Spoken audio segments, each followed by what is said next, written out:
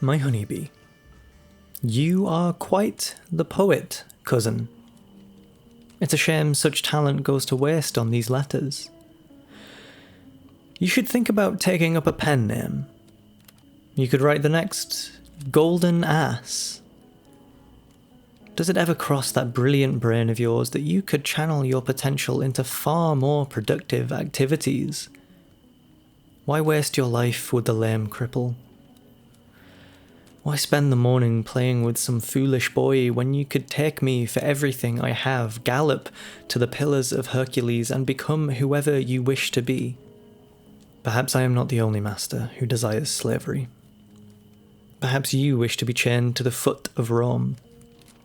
Uncle Julius enslaved the city, but he himself was in chattels to his own obsession with craving the impossible.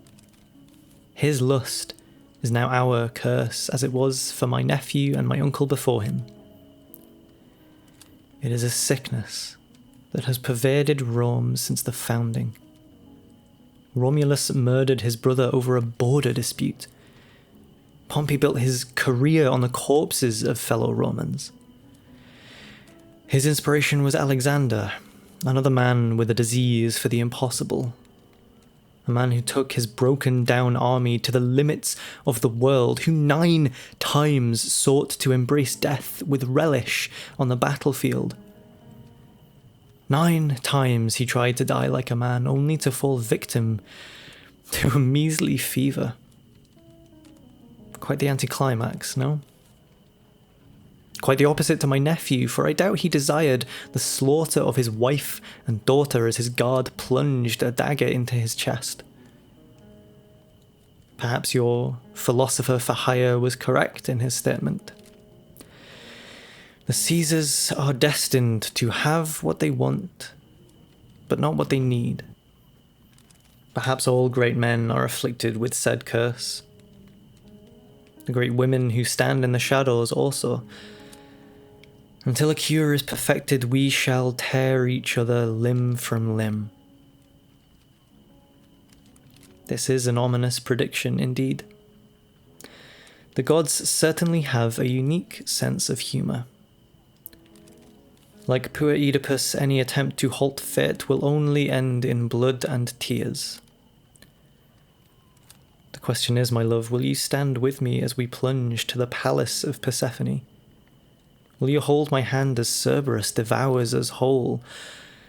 Or shall we kick and scream, attempt to shoot Jupiter's bolts out of the sky with a pathetic arrowhead? Or could there be a third way? A path that is obscured from our vision? A tangle of thorns that we must scrape through? Our family stands at the crossroads. To look back would be to evaporate like poor Eurydice. To be indecisive would lead to dismemberment by the Maenad. Perhaps in your case you will even become one before they pull the lungs from the chest. We must close our eyes and take the first path that comes to view. I have drawn plans to commit such a feat within my lifetime. To turn back the tide of destiny. Pallas and I uncovered some of Great Uncle Julius's journals. They are well written, if a little dull, but one such account grasped my attention. His expedition to Britannia. As far as he wrote, he merely stopped for a few weeks, fought men with paint for skin, and then left with a few trinkets. Hardly worthy of old Alexander, is it? In fact, it left so minuscule a mark on the world that there are still those who insist that Britannia is a myth. A concoction by a master propagandist.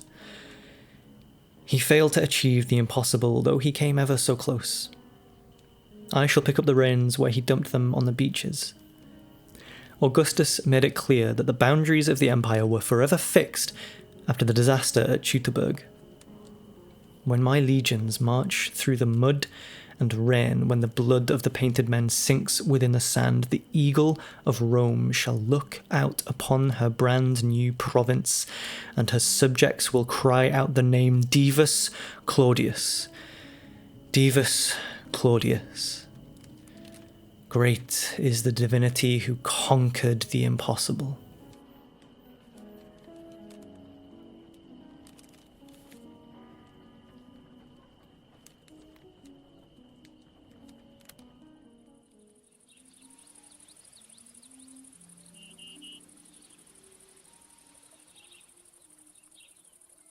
My mouse. Divine Claudius. Oh, what comedy! Why, it would be rather the reverse of Jupiter, would it not? God of all men, control of the earth, but no control over his wife. A cuckold, too frightened to partake, but too curious to avert his gaze. A big man who craves to feel small. Great-uncle Julius was stabbed with a dagger. You will be stabbed with my heel. It seems that the crossroads overlap and inevitably lead to the same destination. You muster up breath, puff up your flabby brawn to face the Hydra, but you will just let it gobble you whole anyway. Who do you wish to be, mouse? The Herculean deity of gold, worshipped by the silly and primitive alike, or the scurrying doe whose skin tingles when I bite your neck? You cannot be both, any more than I can be a Vestal Virgin, and we all know what happens to a Vestal Virgin who attempts to lead a double life as a harlot. Oedipus masqueraded as a noble king for years, until his curiosity uncovered the truth of his crime, the reality that his children were abominations forged by his seed and his mother's womb. Again, Claudius, you cannot have both. You must choose. Oedipus chose the truth, much to his detriment. You ask why I do not whisk myself away like some foolish nymph of old, because I chose to remain Rome's mistress, in more ways than one. I like the mould the gods have plastered for me. I delight in the gossip, the whispers and dirty looks upon my person. I feast upon it, as a deity would slurp ambrosia. Even as the sisters shovel the soil in my coffin, I shall not repent. I shall not regret it. I will laugh until the air mimics my glee, rippling yonder like the secret of Midas. You appear to lean towards the choice of fighting your destiny, even if you often embrace it. I see no purpose in exerting so much energy and time into a fruitless cause. Die on that hill if you must, but I shall be comfortable back in the trenches. You are not your father, Claudius, a soldier beloved by the plebs.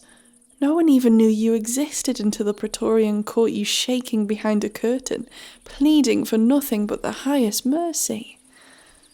Your wretched tune changed once they stuck the laurel crown on your head. Suddenly it was all regal airs and apathetic cruelties, though only to those who deserved it, of course.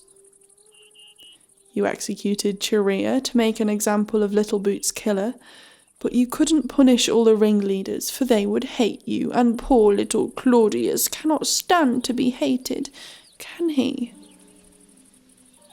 Your own mother described you as a monster, handcrafted to be the ultimate example of degeneracy. Augustus kept you locked away whilst the family flashed their pearly whites to the crowds. A perfect family. The rejects were already thrown to the pit. It is truly pitiful, but also awe-inspiring. You were the babe that should have never existed, an anomaly to be purged from the mind like a bad dream.